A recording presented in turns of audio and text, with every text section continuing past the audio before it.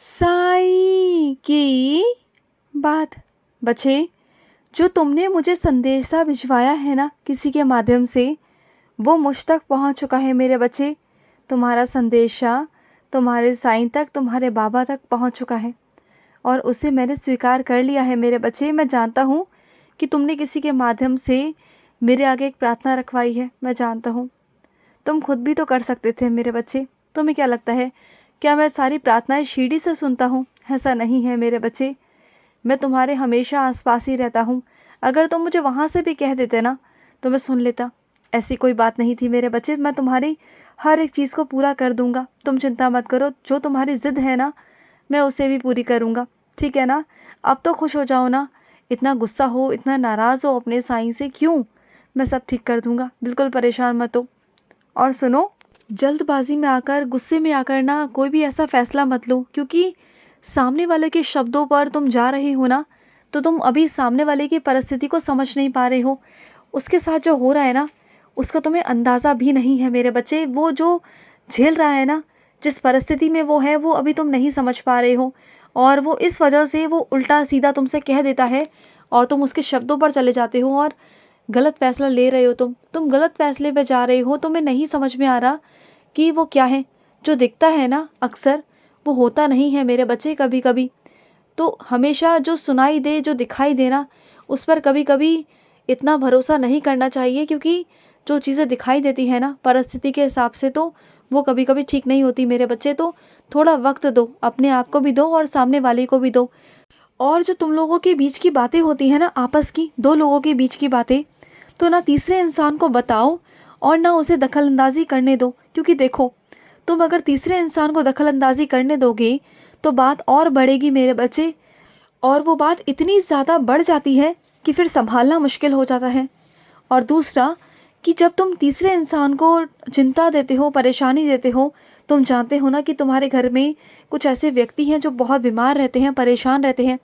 अगर उनके कानों तक वो बातें जाएंगी, पहुंचेंगी, तो सोचो ना क्या उन पर क्या बीतेगी, क्या असर होगा उन पर तुम्हारी बातों का।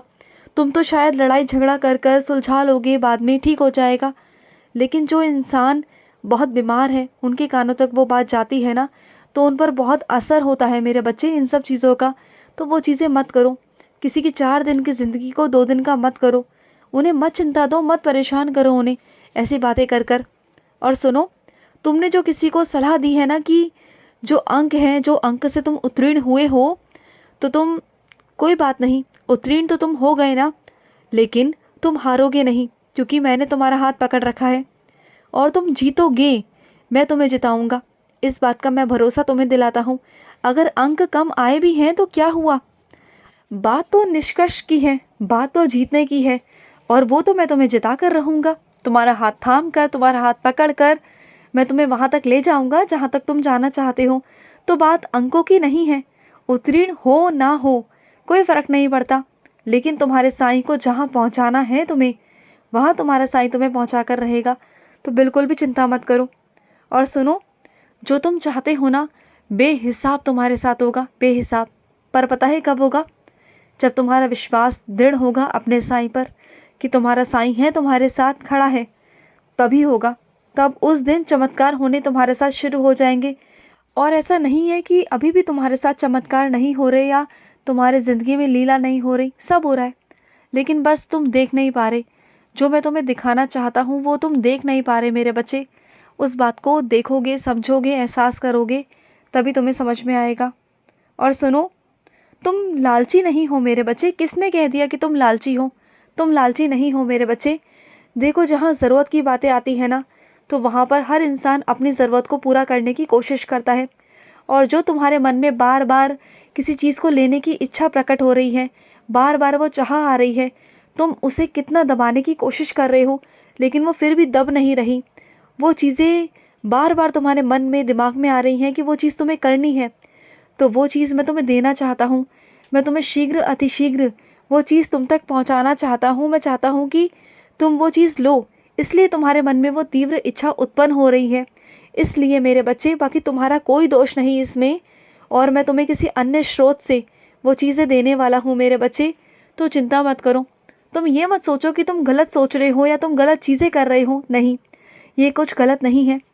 अगर तुम मेरे लिए करते हो तो वो गलत नहीं है मेरे बच्चे, और तुम्हारे लिए भी अगर खुद के लिए भी सोचते हो तो वो भी गलत नहीं है।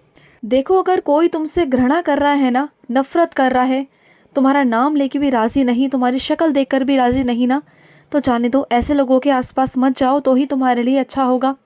अगर वो घृणा कर रहे हैं, नफ़रत कर रहे हैं, या तुम्हारी शक्ल देखकर तुम्हें पसंद नहीं करते, तो उसमें उनका दोष है, तुम्हारा नहीं।